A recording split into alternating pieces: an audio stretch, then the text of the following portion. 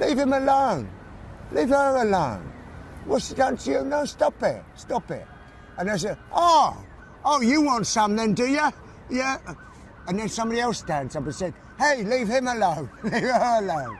And if everybody was to stand up for everybody else, we'd stop it, wouldn't we? Leave it alone. Stop it. Why do we bully?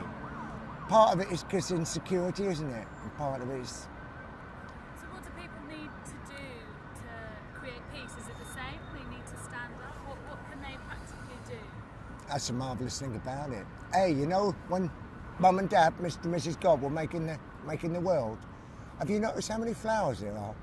Have you tried to count them? Millions! Have you noticed all the animals, the creatures? All things bright and beautiful. Oh, did you like James Harrier when he was on there? All creatures great and small, wasn't it? Yeah. Isn't it? All the animals, all the flowers, and aren't there too many? There was a man called Mr. Darwin, Charles Darwin. He had a small problem. He didn't actually, he and the people around him didn't actually believe that God actually made all these things. They just sort of happened, you know, because his problem was there were so many of them, and many of them were similar, you know? So they sort of must have changed over the years. That's one of the stories that's been told, yeah. But my idea about that one is, Dad, Mr. God, is making some flowers. Beautiful, beautiful, beautiful, beautiful. And Mrs. God walks up and says, oh, that's nice, darling. Now how about if we do it like this? And she makes some. Oh, lovely. No, you've given me an idea now. So he just, we work off each other, don't we? And when I have good ideas, you can think, yeah, and you can use some of that. And we help each other, don't we? And we spark off each other, don't we? That helps us to think and give good ideas, doesn't it? It's a great way of doing it, isn't it? Much better than arguing, don't you think? So tell me, because you told me earlier when it was coming, people being inspired by what you've been doing. Do you think that's caused people to think more about peace? Yeah, that lovely boy. I was lying down, I was so tired, and I missed him, and he'd come along. And he's about 18 or 19, a black lad. And all the shooting and all the knives and all that in Brixton, places like that, it's horrible, isn't it, when you read about these kids getting killed? Children, as you said just now. Adults have screwed it up so much, and the kids... The government were going to have an advertising campaign a little while back, and they were about gun crime, you know? The boys, the black boys in Brixton, they think they're cowboys, they think it's cool. Not cowboys, you know, they think it's cool. Gangsters, yeah? I think it's dead cool. And the government were going to have an advertising campaign, and it was, guns are for the weak. Yes, Mr. Bush. Yes, Mr. Blair.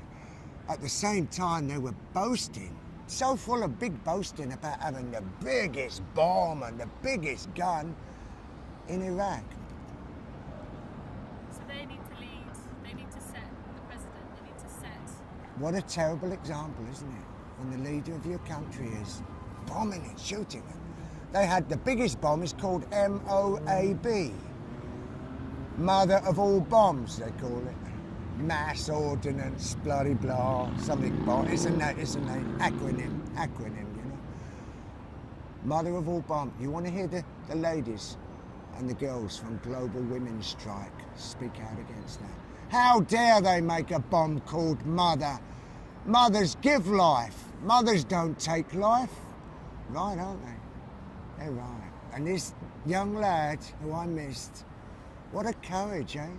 He's going into this, he lives there, and he's walking around with his T-shirt with, stopping there, stop, with the knife and with the gun, and he's designed it, and he's only a kid. And he's going up to, it takes a lot of courage, you know, going up to people, even people without any weapons who might attack you. The bullies, takes courage to stand up. But if all of the children in the school playground stand up, it will stop, won't it? And if all the people in the community, you can't leave it to somebody else, and you can't leave it to one or two, because one or two Well, having said that, we've got one or two here, just a few of us. There aren't very many, you know. And they've attacked us so much, 150 to 200 times the police have come at Barbara. How many times? They tried to put her in the mental hospital. They tried to put her in prison for saying stop killing children. Is that mad or what? They really did. And when you speak to her, oh, there's nothing mad about her. She's beautiful. And Maria. So they must have spent quite a lot of money trying to... They spent millions. Millions. They spend £111,000. The chief of police, Sir Ian Blair, he stole everything the people made. I was like the jigsaw puzzle. I was putting it all together. And I was painting lots and lots of signs.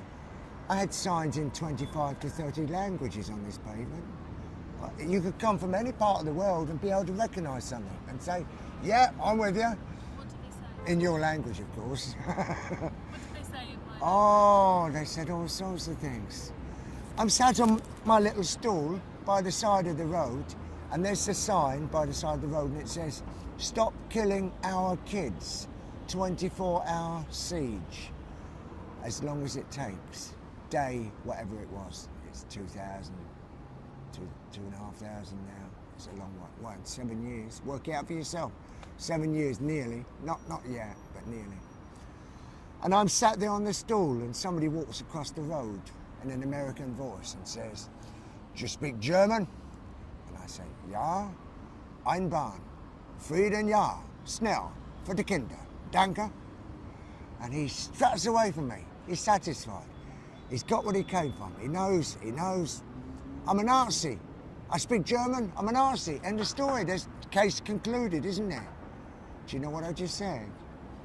One way. Peace, yes. Quickly. For the children.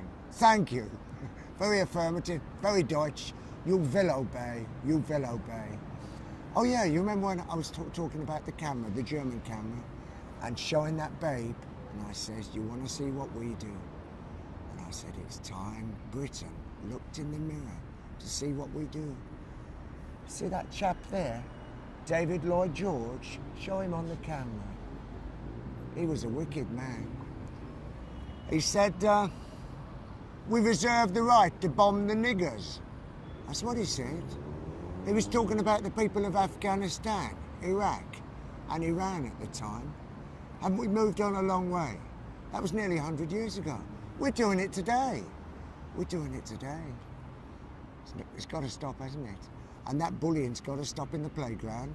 And the knife and the guns have got to stop in the community. You can see how they're all connected, can't you? They are all connected.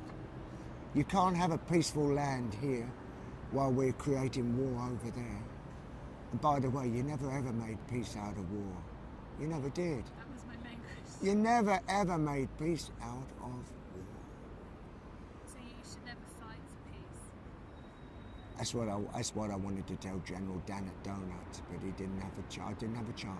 Oh, he should have been at Channel 4 Studios with me last year. On the 7th of February 2006, General Dan at Donut, myself, Prime Minister Tony Blair, David Cameron, who else was it? Archbishop of York, Muslim young lady who wants to wear the veil in classroom. I think that's a bit daft, actually, personally speaking. You can just see her eyes. Eyes are beautiful for expressing yourself, aren't they? They're lovely. But your mouth